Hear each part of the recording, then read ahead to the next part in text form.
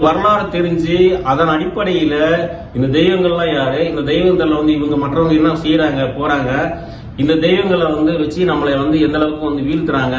ஆனா நம்ம தெய்வங்களை வீழ்த்துறது இல்ல, அவங்க வச்சு பெருமை பண்ணி கொண்டாடுறாங்க, விழாக்கள் எடுக்கிறாங்க, கும்பாபிஷேகம் பண்றாங்க, இதெல்லாம் செய்யறாங்க.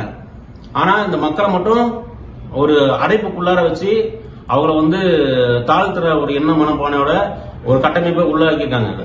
இது வன்மையானதுதான் நான் சொல்லுவேன். நான் இன்றைக்கும் ஒரு எக்ஸாம்பிள் எடுத்துட்டீங்கன்னா உழவு தொழில் செய்யறாங்க.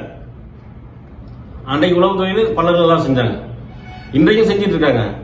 இன்றைக்கு எல்லா சமூக மக்களும் செய்யறாங்க.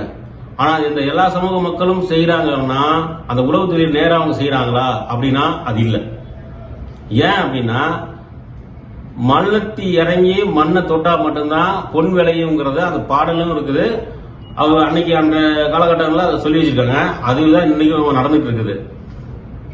ஏன் அப்படின்னா இன்னைக்கு மற்ற சமூகத்தில் யாரா வேணா இருக்கணும், இந்த பல்லர் சமூகம் எங்க வாழ்றாங்க அவங்க கிட்ட போய் அந்த பெண்களை கூட்டிட்டு வந்துதான் ஒரு பயிர் நாட்டு நடவு செய்யறாங்க.